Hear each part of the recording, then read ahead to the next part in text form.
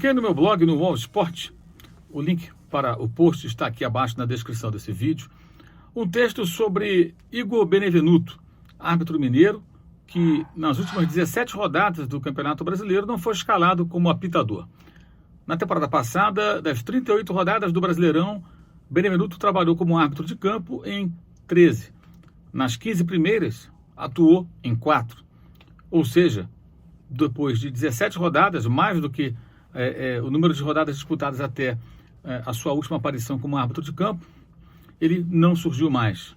Se fôssemos seguir uma lógica matemática, ele teria hoje 8, 10 atuações.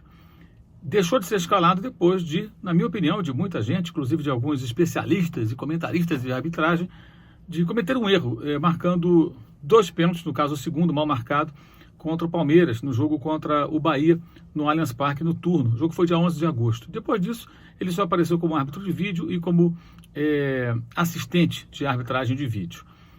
É evidente que vetos a árbitros sempre aconteceram no futebol.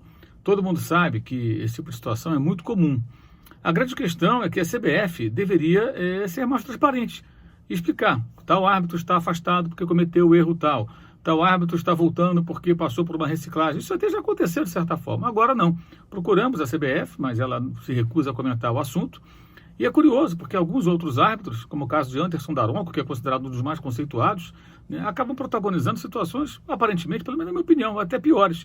O erro contra o Palmeiras não me parece tão grave quanto o erro cometido por Daronco na partida entre o CSA e o Avaí, quando ele deu um pênalti contra a equipe catarinense. E o Daronco seguiu apitando. Depois daquilo já fez 3 jogos, ou seja, a vida seguiu mais ou menos normal para ele. O mais importante nesse tipo de assunto, quando nós abordamos, é que as pessoas entendam o seguinte: o que está se cobrando é a transparência da CBF. E que ela deixe claro, não importa que sempre foi assim. As coisas que sempre foram do jeito podem mudar algum dia. E todo grande clube, até pequeno e médio, já pressionou a arbitragem em algum momento na sua história. Mas as coisas precisam evoluir, precisam mudar.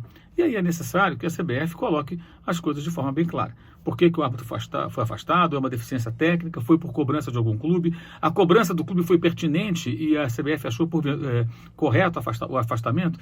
O que justifica esse tipo de situação? Para resolver isso, ou minimizar esse problema, a solução, a meu ver, seria que a CBF contratasse um quadro de árbitros pagando um salário fixo a esses profissionais. Digamos, um árbitro FIFA vai ganhar 40 mil reais, 50 mil reais, sei lá quantos mil reais, um belo salário. Ele vai fazer X jogos por mês, 5, 6, define ali quantos jogos ele vai trabalhar, como árbitro de campo, de vídeo, mas quantos jogos vai fazer por mês, especificar tudo direitinho. Árbitro de um nível abaixo, de outro nível, você vai criar ali uma escala de valores em função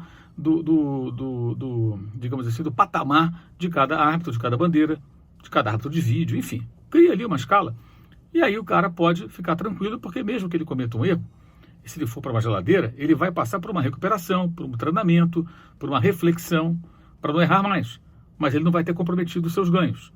Quando o árbitro ganha cachê, a taxa, como eles chamam, evidentemente, isso interfere na vida pessoal da pessoa. Esse é um ponto muito importante que pouco é falado. O árbitro de futebol, ele, em geral, ou ele vive só da arbitragem, e aí é mais complicado ainda, ou então ele trabalha alguma coisa, tem um negócio, um emprego público, que consegue ter uma certa possibilidade de conciliar, alguns são policiais, professores, enfim, personal trainer. E aí o camarada, ele vai adequando a sua rotina de trabalho com as necessidades da arbitragem, da CBF, que o escala, por exemplo. E diante disso, o que ocorre? Ele passa a contar com aquele dinheiro ali, ele tem uma média. Ele sabe mais ou menos quantos jogos ele faz por mês e sabe quanto aquilo vai significar. Esse mês ele ganha um pouco mais, esse ganha um pouco menos, mas tem uma média.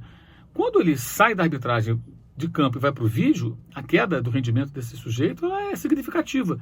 E todos eles temem, evidentemente, ter um problema como esse, além de, como a geladeira, uma punição, por uma má atuação, ficarem afastados e esquecidos. Eles deixam de se destacar naquilo que se propõe a fazer, que é apitar jogos de futebol.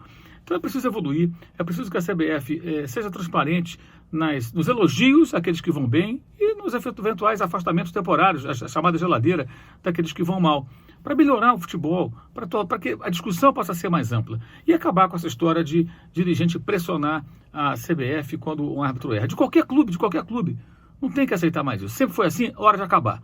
Hora de acabar, tem que mudar isso. Já foi colocado o VAR, que tem tido problemas, mas é algo que era inevitável e vai se tentando melhorar. Por isso é importante toda a discussão que envolve a arbitragem de vídeo para que ela melhore.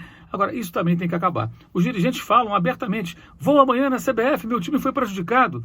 E a CBF recebe, não tem que receber. Aliás, o núcleo de arbitragem deveria ser independente da CBF. Independente. E mas aí você vai dizer assim, mas e esse árbitro erra o ano inteiro e continua ganhando? Bem, se ele errar o ano inteiro e for tão mal, ele pode perder o seu status de árbitro A, cair para B, de B cair para C, ou até ser desligado do quadro de árbitros, como qualquer profissional pode ser demitido do emprego se trabalhar muito mal. Por que não? Seria uma relação realmente profissional. Hoje, eles são profissionais, já que são pagos para fazer isso. No entanto, eles são profissionais que dependem de um faturamento que oscila, que não é regular e que fica vinculado a série de pressões e interesses e política e aquela coisa toda, né? E tem, muitas vezes, uma outra atividade para ajudar ali, para ter uma condição de compor. Quando essa atividade não lhe dá um rendimento satisfatório dentro do padrão de vida alcançado, ele passa a depender mais da arbitragem. E essas pessoas têm que ter tranquilidade para trabalhar. Eu sou totalmente favorável à cobrança dos árbitros que trabalhem bem, que sejam cobrados. Ninguém pediu para que o cara fosse apitar futebol, ele foi porque quis. Então que trabalhe bem como qualquer profissional. Mas eles precisam ter um pouco mais de condições de fazer o trabalho deles sem sofrer pressões de todo tipo. De qualquer clube. Ok? Saudações.